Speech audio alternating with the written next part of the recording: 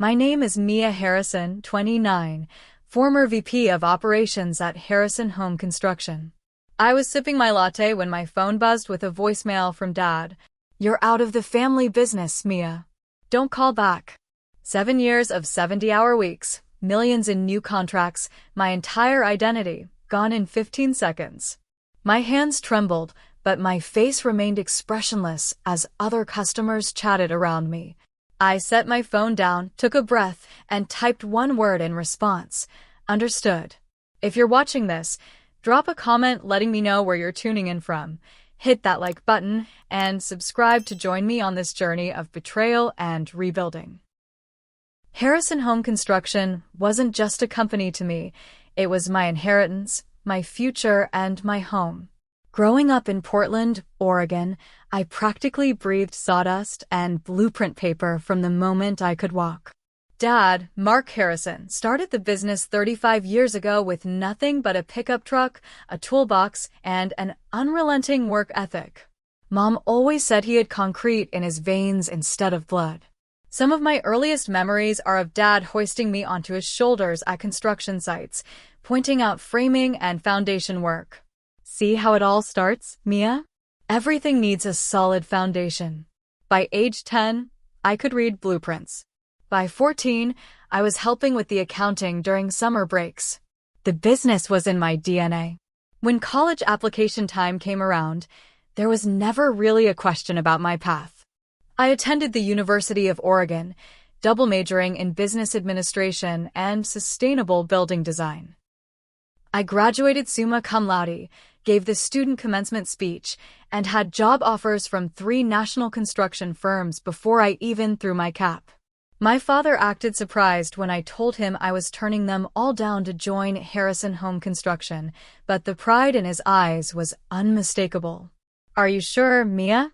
Those are impressive offers." But we both knew where I belonged. I started in project management, deliberately avoiding any hint of nepotism. I worked harder than anyone, arriving before dawn and leaving well after dark. The crews respected me not because I was the boss's daughter, but because I knew what I was talking about and never asked anyone to do something I wouldn't do myself. When I pointed out inefficiencies in our supply chain that were costing us thousands, Dad promoted me to operations manager. By 27, I was vice president of operations, and Harrison Home Construction had expanded from residential projects to commercial buildings across 3 states. Our revenue had doubled in the 5 years since I joined full-time. My innovative approaches to project management and my push for sustainable building practices had positioned us as industry leaders in the Pacific Northwest. My family dynamics were more complicated. Mom, Grace Harrison, was always supportive but preferred to stay in the background. She managed the home front while Dad built the empire, and she rarely voiced opinions about business matters. She was proud of me, certainly, but she also seemed worried about my total dedication to the company. Then there was my brother Ethan, 3 years older but somehow always a step behind. He had the Harrison name and my father's square jaw, but none of his drive. Ethan worked in sales, and while he was charismatic enough to bring in clients, he lacked follow-through. I often had to clean up his messes, promises made that our teams couldn't reasonably deliver, quotes given without consulting with engineering first. Yet Dad had a soft spot for him. "He'll grow into it," Dad would say. "Not everyone hits the ground running like you did, Mia." Despite Ethan's shortcomings, Dad had always been clear: someday this will all be yours and your brother's. Equal partners. A Harrison legacy. I believed him completely. Why wouldn't I? I dedicated my life to ensuring that legacy would thrive. Last year, we broke ground on our most ambitious project yet, a mixed-use development in downtown Portland focused on sustainable urban living. It was largely my vision: apartment units above retail spaces, all constructed with locally sourced materials, solar panels, rainwater collection systems, and communal green spaces. The Harrison Westside Commons would be our flagship achievement, the project that would cement our reputation as forward-thinking builders. At the groundbreaking ceremony, Dad handed me the golden shovel. "This one's your baby, Mia," he said for all to hear. The future of Harrison Construction. I remember the weight of that shovel, how right it felt in my hands, how clear my path forward seemed. That night, at the celebration dinner, Dad raised a toast to Mia, who sees not just what buildings can be, but what they should be. Everyone applauded. Even Ethan smiled, though it didn't quite reach his eyes. How could I have known then that within 6 months, I'd be standing in a coffee shop, staring at my phone, locked out of the future I'd helped build? The foundation I thought was solid had fault lines I never detected, and they were about to crack wide open. Looking back, I can pinpoint when things began to shift, though at the time the changes were subtle enough to dismiss. It started about 3 months before that fateful voicemail during our quarterly planning meeting. I'd prepared an extensive presentation on expanding our eco-friendly materials usage across all projects. The numbers supported it. Our sustainable builds were commanding premium prices and generating positive press. But when I pulled up the slides, Dad glanced at his watch. "Let's table this for now, Mia. We've got more pressing matters." He never specified what those matters were. That same week, I noticed Dad and Ethan having lunch together, not unusual in itself, but these lunches became daily occurrences. They'd stop talking when I approached their table. "Just some father-son catch-up," Dad would say with a dismissive wave. Then came the introduction of Richard Maxwell, my father's old college roommate, and a semi-retired executive from a national construction corporation. Dad brought him in as a strategic consultant without discussing it with me first. "Richard's got 40 years in the business," Dad explained when I questioned the decision. "He'll help us navigate this expansion phase." Maxwell was tall, silver-haired, and had the forced joviality of someone who laughed at his own jokes.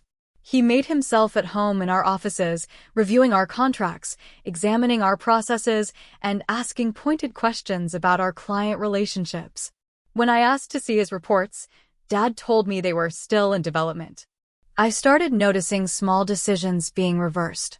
A sustainable materials vendor I'd vetted and approved was suddenly dropped. A project manager I'd hired was reassigned. The marketing campaign I'd developed for Harrison Westside Commons was temporarily shelved. Each time I sought explanations, I received vague responses. "We're reassessing." "It's a timing issue. We'll circle back to that." One Tuesday afternoon, I walked into the conference room to find my father, Ethan, Richard, and 2 board members in a meeting I hadn't been informed about. They had blueprints spread across the table, modifications to the West Side Commons design that eliminated many of the sustainability features. "What's going on here?" I asked, unable to keep the edge from my voice. Dad looked up, momentarily startled. "Just exploring some value engineering options. Nothing final." "Value engineering? We're cutting the solar array and the rainwater system? These are cornerstone features of the design. The city approved our permits based on these elements." Richard Maxwell cleared his throat. The initial estimates were perhaps overly optimistic about ROI on these features.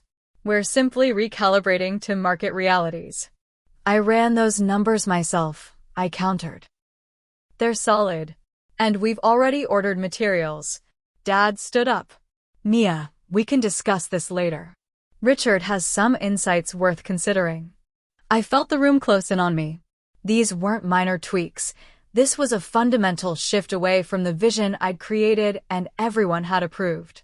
And I was being excluded from the conversation. That evening, my assistant Jessica asked to speak with me privately. We walked to a nearby park, away from the office. "I probably shouldn't tell you this," she said, glancing around as if worried about being overheard, "but they've been having meetings, your dad, Ethan, and Mr. Maxwell almost every day when you're out visiting sites. And Mr. Maxwell's son Connor has been in twice for interviews." "Interviews? For what position?" Jessica looked uncomfortable. "They didn't say specifically, but they were showing him around like he was already hired." "Your office was part of the tour." I tried to rationalize. Perhaps they were bringing in additional management for the expansion. But why the secrecy? Why not include me in these discussions? That weekend, I stopped by my parents' house for our monthly family dinner. Mom seemed distracted, checking her phone frequently. When Dad stepped out to take a call, she leaned close to me. "Mia, be careful," she whispered. "What do you mean, Mom?" "Just watch your back. Your father's, he's not thinking clearly lately." Before she could elaborate, Dad returned, and she immediately changed the subject to her garden club. I tried to catch her alone again that evening, but she avoided being alone with me. As I was leaving, she hugged me tighter than usual, like she was saying goodbye rather than see you soon. The following week, I was explicitly excluded from a business dinner with a major potential client. When I asked Dad why, he claimed it was just a casual meeting, nothing official. Later I discovered they had signed a preliminary agreement for a luxury condo development, a project type I had specifically advised against due to market saturation. Each incident in isolation could be explained away. Together, they formed a pattern I was finally beginning to recognize. Something was happening at Harrison Home Construction, something that apparently didn't include me. But even with these warning signs, I never imagined how quickly and completely the axe would fall. April 17th began like any other Tuesday. Spring in Portland meant rain, but the sky had cleared enough for sunlight to break through the clouds as I drove to our newest site. I was meeting with Greenfield Developers, a client interested in a significant commercial project that aligned perfectly with our sustainable building focus. I'd spent the previous week preparing comprehensive proposals and running cost projections. This could be our largest contract yet, a campus of office buildings designed to lead platinum standards. The meeting went exceptionally well. Martin Greenfield, the CEO, seemed impressed by the innovative approaches I'd suggested. "Your passion for sustainable building is exactly what we're looking for, Mia," he said as we shook hands. "I think Harrison is the right partner for us." I called the office immediately afterward, but got my father's voicemail. I left an excited message about the potential new contract, then decided to treat myself to coffee before heading back. I deserved a small celebration. This deal would add millions to our annual revenue and create jobs for dozens of workers. The coffee shop was busy with the mid-morning rush. I ordered my usual, a large latte with an extra shot, and found a quiet corner table near the window. Rain had started again, pattering against the glass. I pulled out my tablet to review some emails while I waited for my drink. My phone buzzed. Dad's name appeared on the screen. Perfect timing. I was eager to share the good news about Greenfield. But instead of answering, the call went straight to voicemail. Odd. I picked up my phone to call back when the voicemail notification appeared. I pressed play and held the phone to my ear, still smiling from the successful meeting. "Mia." My father's voice was flat, businesslike. "No greeting." "The board met this morning and we've decided to restructure the company leadership. Effective immediately, you're out of the family business. Your access has been revoked and your position has been filled. Don't come to the office. Don't call back. Your personal items will be delivered to your apartment. This is a final decision." The message ended. No explanation. No goodbye. Just the mechanical voice asking if I wanted to save or delete the message. I sat frozen, the phone still pressed to my ear. The barista called my name, but it sounded distant, underwater. I lowered the phone slowly, staring at the screen as if it might offer some explanation that the message had not. My mind raced through possible scenarios. Was this a joke? A mistake? Had my father's phone been stolen? But I knew his voice. The deliberate, measured tone he used when decisions were non-negotiable. I felt a physical pain in my chest, like someone had reached inside and squeezed my heart. My breathing became shallow. Around me, people continued their conversations. Laptops clicked, espresso machines hissed, the world continuing in its routine while mine imploded. The barista called my name again, more insistently this time. I stood on unsteady legs and collected my drink, thanking her automatically. Back at my table, I set the untouched latte down and stared at my phone. What does one say to being discarded? To having your life's work, your future, your identity stripped away in a 15-second voicemail? I could call and demand explanations. I could drive to the office and make a scene. I could cry, scream, beg. Instead, I opened my messaging app. I typed a single word and hit send. Understood. Then I gathered my things, left my untouched coffee on the table, and walked out into the rain. I drove aimlessly for hours. My route took me past buildings I'd helped create. The Miller offices with their distinctive curved facade. The renovated Parkside apartments that had won us a design award. The elementary school we'd rebuilt after the fire, completed ahead of schedule so kids could return to familiar classrooms. Each building was a chapter of my story, physical manifestations of my dedication and vision. Now they stood as monuments to what I'd lost. Eventually, I found myself parked outside my apartment building, a converted warehouse with exposed brick and tall windows. I'd chosen it for its proximity to the office. 15 minutes door to door. What did proximity matter now? Inside, my apartment felt suddenly alien. Photos of family gatherings on the bookshelf. The model of our first commercial project Dad had given me when we won the bid. The hard hat with Harrison printed on the side that I'd worn on countless sites. I poured myself a glass of wine and sat on my balcony as darkness fell over Portland. Lights flickered on across the city. Homes and businesses where people were finishing their normal Tuesday, unaware that Mia Harrison's world had just collapsed. My phone remained silent. No calls from Mom. No texts from colleagues wondering where I'd disappeared to. Nothing.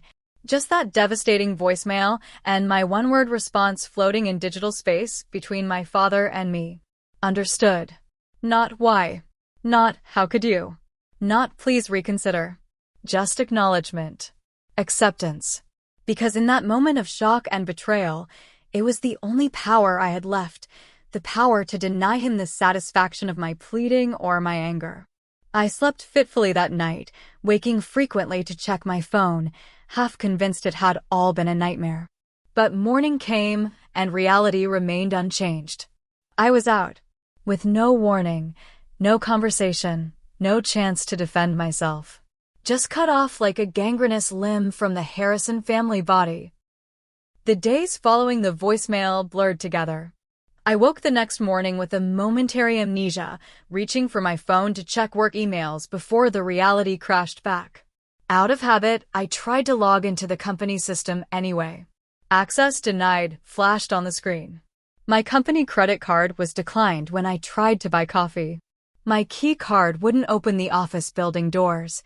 It was as if someone had systematically erased my professional existence overnight.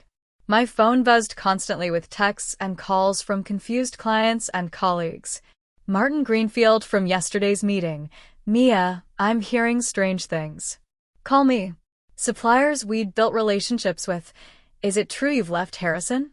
Project managers looking for direction on ongoing work. I couldn't bring myself to answer. What would I say? That I'd been fired by a voicemail? That I had no idea why? That after 7 years of dedication, I'd been discarded without explanation? On the third day, when I still hadn't heard from a single family member, I called Mom. Straight to voicemail. I tried the house phone. No answer. I even tried Ethan, though we'd never been close. Nothing. It was as if I'd died and no one had bothered with a funeral. By day 5, I was desperate for information. I texted Jessica, asking if she could meet me. We arranged to meet at a diner across town, far from the office. She arrived looking nervous, glancing over her shoulder as she slid into the booth. I'm not supposed to be talking to you, she said immediately. They made everyone sign non-disclosure agreements about the transition. Jessica, what happened? I need to know. She fidgeted with her napkin. It all happened so fast. Monday afternoon, after you left for the Greenfield meeting, they called an all-hands. Your father announced that the company was returning to its roots and focusing on luxury residential development. Then he introduced Connor Maxwell as the new VP of Operations. Maxwell's son. The pieces started clicking into place. Yes. Apparently, he's been shadowing different departments for weeks. Then your father said you decided to pursue other opportunities and that all communication should go through Connor or Ethan from now on. That's a lie. I was fired by voicemail after the most successful client meeting of my career. Jessica looked pained. There's more, Mia. They're systematically dismantling everything you built. The sustainability initiatives, the community partnerships, the diverse hiring practices all being rolled back. The West Side Commons has been completely redesigned. No green features, just luxury condos with premium price tags. I felt physically ill. But why? Those initiatives were profitable. They differentiated us in the market. Richard Maxwell convinced your father that luxury development is where the quick money is. Less regulation, higher margins. She hesitated. And there's something about your father's health. I overheard him talking about treatments. Dad's sick? Why wouldn't he tell me? I don't know details. Just that he's been having private conversations about medical options. As Jessica continued filling in the blanks, the full picture emerged. Richard Maxwell had orchestrated a complete company takeover from within, positioning his son as my replacement. My brother Ethan, always jealous of my closer relationship with the crews and my performance record, had allied with them. Together, they'd convinced my father that the company needed to change direction, away from my vision of sustainable, community-focused construction back to luxury projects with quick returns. One more thing, Jessica said quietly. When I came in yesterday, your office was completely cleared out. They had a courier service deliver boxes to your apartment building. Did you get them? I hadn't. When I returned home, I checked with my doorman. Sure enough, 4 large boxes had been delivered that morning. I carried them up one by one, feeling like I was transporting pieces of a corpse. Inside were the artifacts of my professional life. Family photos. Industry awards. The plant I'd kept alive for 5 years. My degrees removed from the wall. Client thank you notes. All packed haphazardly, some frames cracked, the plant's soil spilled throughout. At the bottom of the last box was a legal document. A separation agreement waiving all claims against Harrison Home Construction in exchange for 3 months severance pay. A yellow sticky note in my father's handwriting. Sign and return for payment. I let the paper fall from my hands. That evening, I started my investigation in earnest. I called a former classmate who worked at a competing construction firm. Have you heard anything about Harrison Construction recently? Actually, yes. Word is they're pivoting hard to luxury development. And there are rumors about financial trouble. They're trying to secure major funding for something. Someone said your dad has been looking to sell controlling interest. This was news to me. Our finances had been solid. I'd reviewed the books myself just weeks ago. I created a timeline of events, working backward from the voicemail. The arrival of Richard Maxwell. The secretive meetings. The gradual sidelining of my projects. The introduction of Connor. It wasn't a sudden decision. It was a calculated coup that had been in motion for months, while I worked obliviously to grow the company. The most painful revelation came when I accessed my personal email and found messages from clients expressing confusion about changes I'd supposedly authorized. Contracts had been modified. Promises walked back. My name used to justify decisions I never made. They hadn't just removed me. They'd weaponized my reputation to dismantle everything I'd built. I consulted with an attorney, Samantha Reed, who specialized in family business disputes. After reviewing my situation, she delivered a harsh reality check. When you joined the company, did you sign any employment contracts? Shareholder agreements? Operating documents? I had, of course. Standard paperwork. These documents, she said, pointing to specific clauses, effectively limit your recourse. You agreed that the board, which your father controls, has sole discretion over operations and personnel. You have no guaranteed position, despite being family. And this non-compete clause prevents you from working with any Harrison clients for 2 years.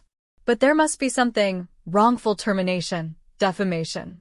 Family businesses operate in gray areas, Mia. They counted on your trust, and unfortunately, you gave it to them completely. Legally, your options are limited. I left her office feeling defeated. Not only had I lost my job and my family in one blow, but I'd unknowingly signed away my right to fight back. 2 weeks after the voicemail, I reached my breaking point. No communication from anyone in my family. Rumors spreading through the industry about my departure. Clients I'd nurtured relationships with for years now unreachable. I decided direct confrontation was my only option. I drove to my parents' house on a Sunday evening, family dinner night, for as long as I could remember. As I approached, I saw cars in the driveway.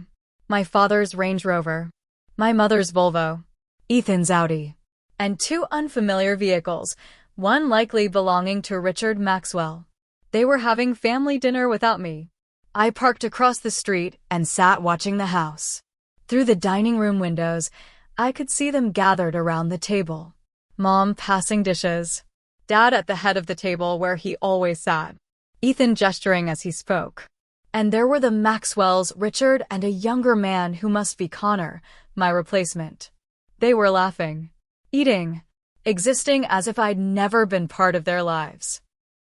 I almost stormed in, almost pounded on the door demanding answers. But something stopped me. A strange calm settled over me as I watched this tableau of betrayal. They had made their choice. Creating a scene wouldn't change that. I started the car and drove away, my resolve hardening with each mile. The next day, I received a text from my mother. Coffee tomorrow? Just us. We met at a small cafe far from both the Harrison offices and my parents' home. Mom looked tired, older somehow. When she hugged me, she held on longer than usual. "I'm so sorry, Mia," she said once we were seated. "This isn't what I wanted." "Then why is it happening? Why didn't you warn me?" She glanced around nervously. "Your father isn't well. His heart. The doctors found blockages, severe ones. He needs surgery, and the recovery will be lengthy." He started panicking about the company's future. And that meant cutting me out completely? Mom, that makes no sense. She wouldn't meet my eyes. Richard convinced him that you were planning your own takeover. That you'd use his illness as an opportunity to push Ethan out completely. That's absurd. I've never. Richard had evidence, Mia. Emails, meeting notes, conversations with clients about new leadership when your father stepped down. I was speechless. Those were succession planning discussions Dad asked me to have. He told me to start preparing for a transition in the next 5 years. Richard presented it differently. "And your brother." She trailed off. "Ethan helped them, didn't he? He's always resented that Dad trusted me with operations instead of him." Mom didn't deny it. Richard offered a solution. His son Connor could step in during your father's recovery, with Ethan handling client relationships. A return to family values was how Richard phrased it. And what about me? I am family. Your father thinks you've changed, Mia. All the sustainability focus, the community projects. He says it's not what Harrison Construction was built for. Richard convinced him you were turning his company into something he wouldn't recognize. The betrayal cut deeper with each revelation. My father had been manipulated using my own initiatives against me, painting me as disloyal for trying to evolve the company. And rather than talking to me directly, he'd chosen to believe the worst and discard me without a word. Why a voicemail, Mom? After everything I've given to the company, to this family, why couldn't he even tell me to my face? She looked away. He was afraid you'd talk him out of it. You've always been persuasive, Mia. He couldn't risk facing you directly.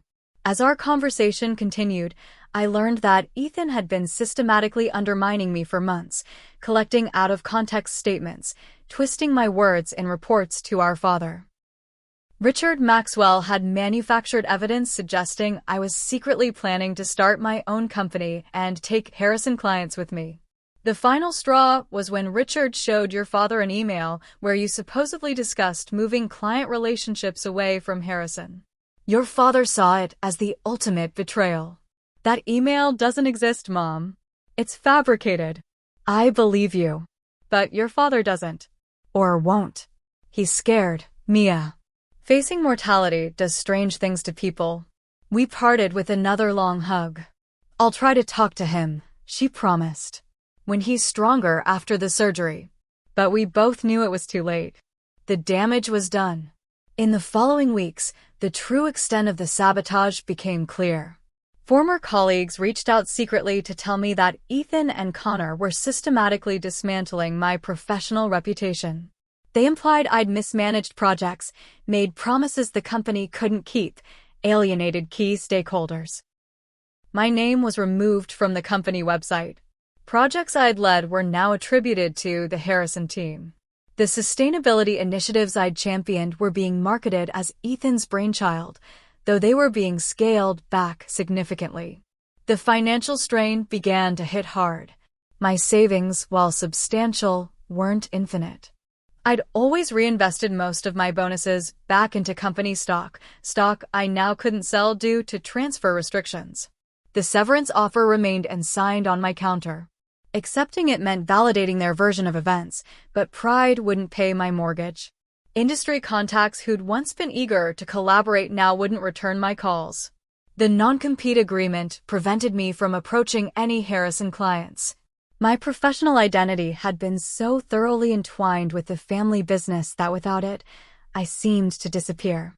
One evening, I drove past the West Side Commons site. The sign had been changed. No more sustainable urban living. Now it advertised luxury condominiums from the $800s. All my work, my vision, erased as if it had never existed. I pulled over and watched the darkened construction site, tears streaming down my face. This was the final evidence that everything I'd built was being dismantled, brick by brick, board by board. Not just my career, but my legacy. That night, I signed the severance agreement. Not because I accepted their version of events, but because I needed to survive long enough to rebuild. I mailed it the next morning, feeling like I was signing my own professional death certificate. When the check arrived, I couldn't bring myself to deposit it for days. It felt tainted, blood money to buy my silence and disappearance. But eventually, practical necessity won out over principle. The money would buy me time. And time was what I needed most, time to heal, to plan, and eventually, to rise again from the ashes of betrayal. By month 3 after the voicemail, I had hit rock bottom. I'd moved from my spacious apartment to a tiny studio in a less desirable neighborhood to conserve funds. The severance money was dwindling faster than I'd anticipated. Job interviews in the construction industry mysteriously fell through after initial enthusiasm. The Harrison name had become a liability rather than an asset. One rainy night, Portland has no shortage of those, I sat on the floor of my new apartment surrounded by half-unpacked boxes. I'd been drinking wine straight from the bottle, scrolling through old photos on my laptop. Projects I'd managed, team celebrations, family events at the office. My life's work reduced to digital memories and a few cardboard boxes. I reached a photo from the groundbreaking of the West Side Commons. My father's arm around my shoulders, both of us in hard hats, golden shovels in hand. His smile seemed genuine. Was he already planning to cut me out even then? Had anything in my professional life been real? In that moment of despair, I almost gave up completely. I considered leaving Portland, changing careers, reinventing myself somewhere no one knew the Harrison name. Maybe I could teach construction management at a community college in another state. Or switch to real estate. Or abandon the industry entirely. My phone rang, startling me. Unknown number. I almost didn't answer, but some desperate hope made me pick up. Mia Harrison. My voice sounded hollow even to my own ears. Mia? It's Catherine Walsh. Catherine Walsh was the owner of Walsh Community Developments, a smaller firm focused on affordable housing projects. We'd collaborated on a joint venture 2 years earlier, a mixed-income apartment complex that had won several awards for innovative design within budget constraints. Catherine, this is unexpected. I've been trying to reach you for weeks. Your email bounces back, and your cell goes straight to voicemail. I hadn't been checking messages regularly, too many awkward conversations to navigate. Sorry about that. I've been transitioning. So I've heard. Industry gossip travels fast. She paused. Listen, I don't know exactly what happened at Harrison, and frankly, I don't care. What I do know is that when we worked together, you were the most competent, innovative project manager I'd ever encountered. For the first time in months, I felt a flicker of my old professional confidence. Thank you. That means a lot right now. It's not just flattery, Mia. I have a proposition for you. We've been awarded a contract for a small community center in North Portland. Tight budget, challenging site, sustainability requirements. I immediately thought of you. Catherine, I appreciate the vote of confidence, but I can't. My non-compete. I've had my lawyer review it. This wouldn't violate the terms. It's not a Harrison client. It's a completely different market segment, and you'd be a consultant, not an employee of a competitor. We could structure it carefully. The possibility of working again, of building something meaningful, was intoxicating. But fear held me back. I don't know, Catherine. I'm not sure I'm ready to jump back in. Take some time to think about it. The offer stands. We start preliminary design in 2 weeks. After we hung up, I stared at the phone in my hand. An opportunity when I'd thought all doors were closed to me. But did I have the courage to walk through? The next day brought another unexpected connection. An email from George Phillips, my father's original business partner who'd retired and sold his stake 15 years ago. He'd heard about my departure and wanted to meet. We met at his home, a modest house with an impressive workshop in the back where he still built custom furniture as a hobby. At 75, George remained sharp and direct. Your father's making the same mistake he made with me, he said, after minimal pleasantries. Pushing out the person who could take the company forward because he's afraid of change. George shared a history I'd never known. How he and my father had clashed over expansion plans. How my father had maneuvered to dilute George's ownership until selling made more sense than fighting. How their 40-year friendship had ended over business disagreements. Your father builds beautiful structures, Mia, but he tears down relationships with the same efficiency. He can't stand anyone challenging his vision, even when that vision has become outdated. As we talked, George revealed he had kept journals throughout his career, including the partnership with my father. He retrieved a box from his workshop and handed me several leather-bound notebooks. You might find some perspective in these. History has a way of repeating itself in family businesses. That night, I started reading George's journals. They detailed the early days of Harrison Construction, originally Phillips and Harrison Builders, including a strikingly familiar pattern. My grandfather, Thomas Harrison, had forced out his own brother in the family's previous construction business 30 years earlier, using similar tactics of isolation and accusations of disloyalty. It was a generational pattern. The Harrison men built businesses and burned bridges with equal dedication. The journals gave me something unexpected: distance. For the first time, I could see my situation not as a personal failure, but as part of a dysfunctional family pattern that preceded me. My father wasn't just betraying me, he was repeating behavior he'd learned from his own father. Understanding didn't erase the pain, but it helped me separate myself from it. This wasn't about my performance or my worth. It was about fear of change, fear of loss of control, fear of mortality. Fears that had nothing to do with me and everything to do with the Harrison legacy of mistrust. The next morning, I called Catherine Walsh and accepted her consulting offer. Then I sat down at my small kitchen table with a notebook and began sketching out a business plan. Not for a construction company, the non-compete prevented that, but for a consulting firm specializing in sustainable building practices. Green Horizon Consulting would offer expertise in eco-friendly materials, energy-efficient design, and sustainable construction methods. I'd target smaller firms lacking in-house sustainability experts but wanting to compete in an increasingly green-conscious market. Firms like Catherine's. Starting over was terrifying. I had no clients beyond Catherine, limited capital, and a reputation that had been systematically undermined. But I had knowledge, experience, and now a driving purpose that went beyond family legacy. I registered the business name the next day. Created a simple website the day after.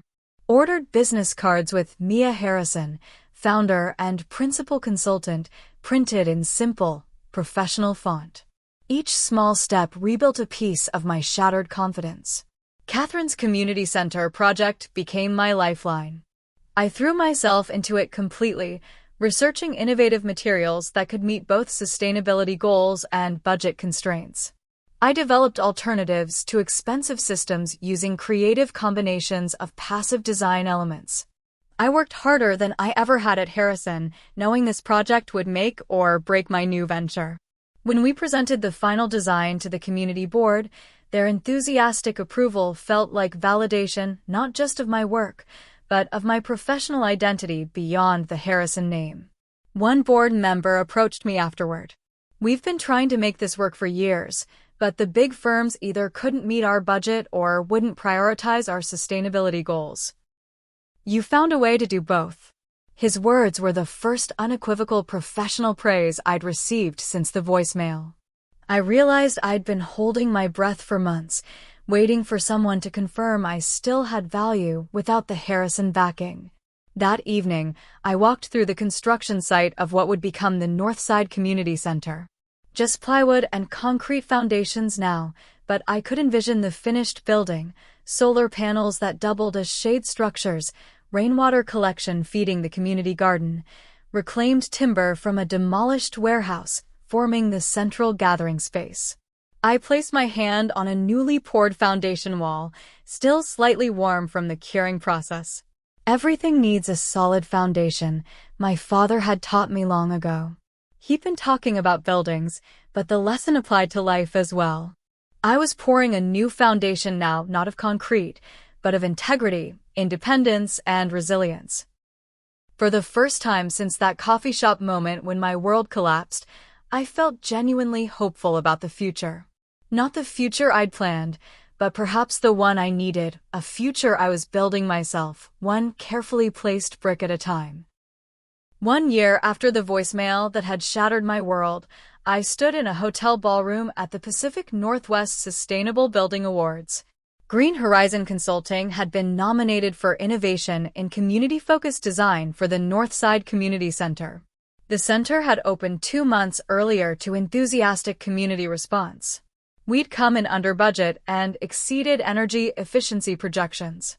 Most importantly, the space had immediately become a vibrant hub for the neighborhood, exactly what we'd envisioned. When they announced, "And the winner is Green Horizon Consulting for the Northside Community Center," the applause felt like validation of the hardest year of my life. As I accepted the glass trophy, I scanned the audience out of habit, half expecting to see my father or brother. They weren't there, of course.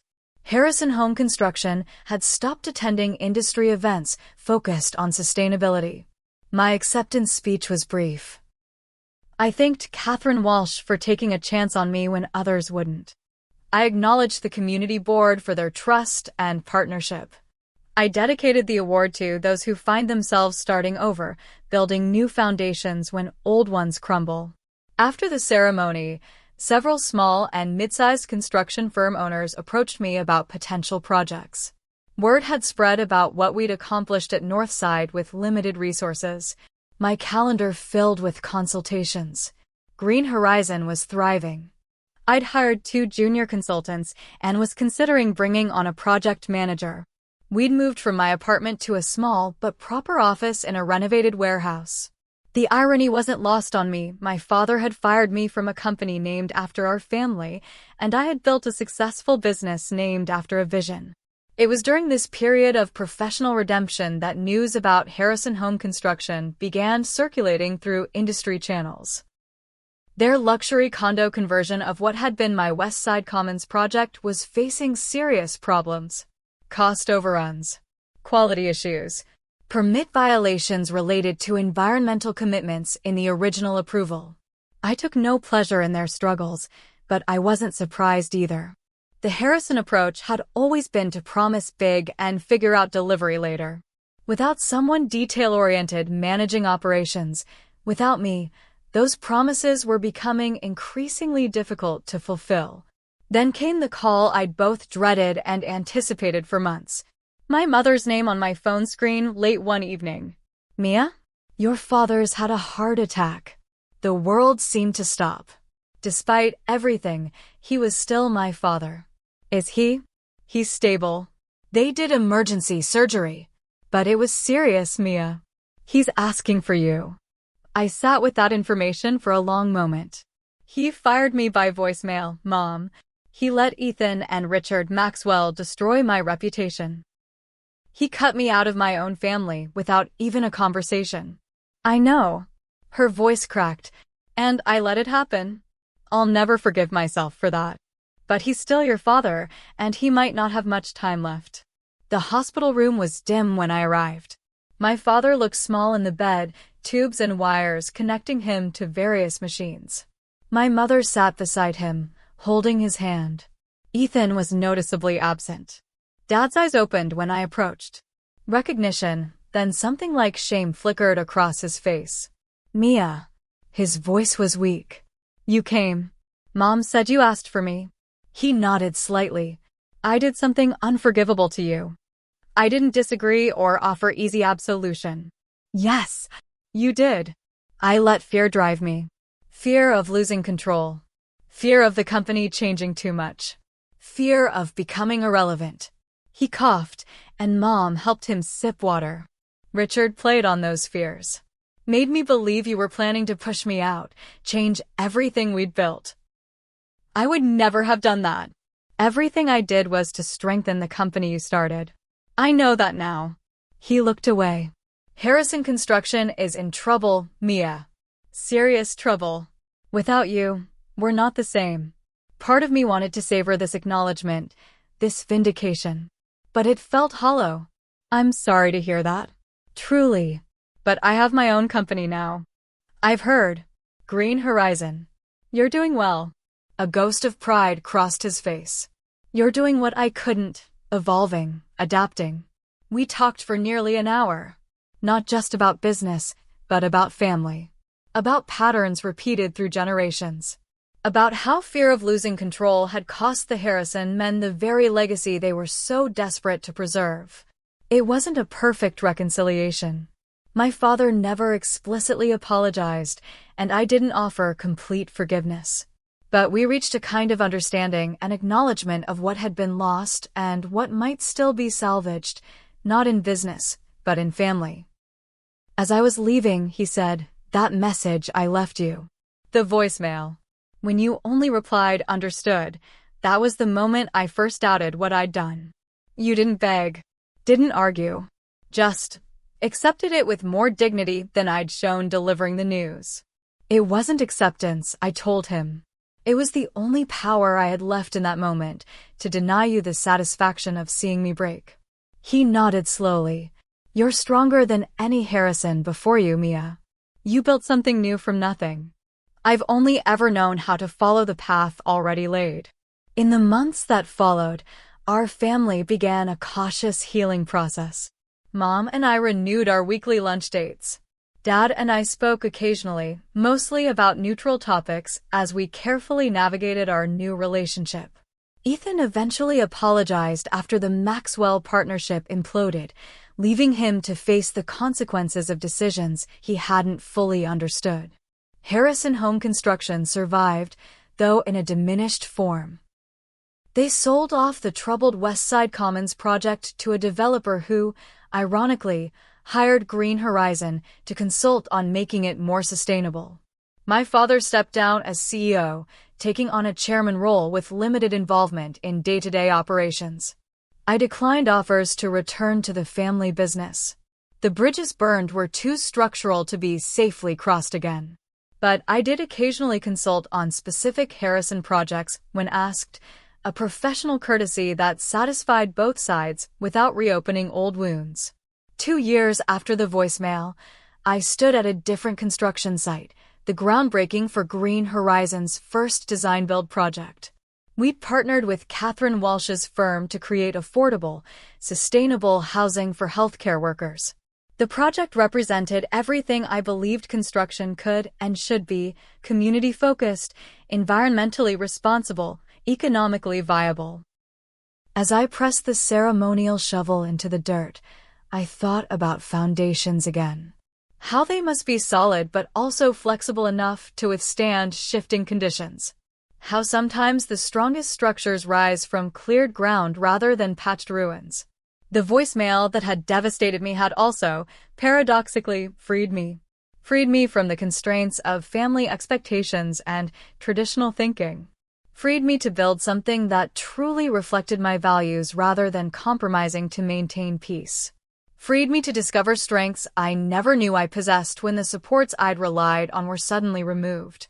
"You're out of the family business," my father had said. "Understood," I had replied. Not as surrender, but as the first word of a new chapter one would write myself. That single word had been a commitment to myself, to my values, to my vision. A promise that I understood not just what I had lost, but what I could still create. That I understood my worth extended beyond the Harrison name. That I understood life's most important foundation isn't built of concrete and steel, but of integrity, resilience, and the courage to begin again. Today, as I look out at the team wearing Green Horizon hard hats, I feel a profound gratitude for that painful lesson. In losing my inherited legacy, I found my authentic path.